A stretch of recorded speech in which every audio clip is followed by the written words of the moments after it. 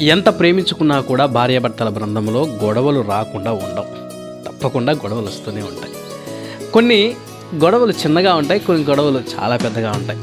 అయితే గొడవ పడుతున్న ప్రతిసారి వాళ్ళిద్దరి మధ్య ప్రేమ ఉండిందనుకోండి, ఎక్కడికి తెగిపోదు ఆ బంధం.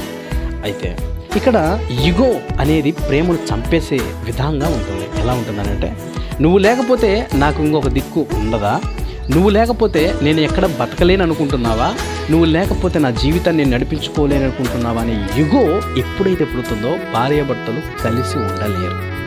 ఫస్ట్ ఆఫ్ ఆల్ ఇది మనం ఆలోచించాలి. అందుకే ఇగో ఉన్నటువంటి జీవితాల్లో చాలా మటుకు కలవం. ఎప్పుడైతే ఇగో పక్కన పెట్టి లవ్ అనేది మనం పట్టుకుంటామో తప్పకుండా నువ్వు లేకపోతే నేను లేను అనే ఆలోచన వస్తుంది. చూడండి, ఒకరు లేకపోతే ఒకరు అందరూ జీవించవచ్చు, ఒంటరిగా జీవించవచ్చు. కానీ విలువ అనేది జత ఉన్నప్పుడే. ఒక్కసారి విడిపోయిన తర్వాత మరలా మనం గౌరవంగా జీవిస్తాం అనుకుంటే అది ఉత్తమాట. కాబట్టి గొడవలు వచ్చినప్పుడు సద్దుమనగండి, ఆలోచించండి, జ్ఞానంతో ఉండండి. అప్పుడు కుటుంబం సంతోషంగా ఉంటుంది. Happy journey.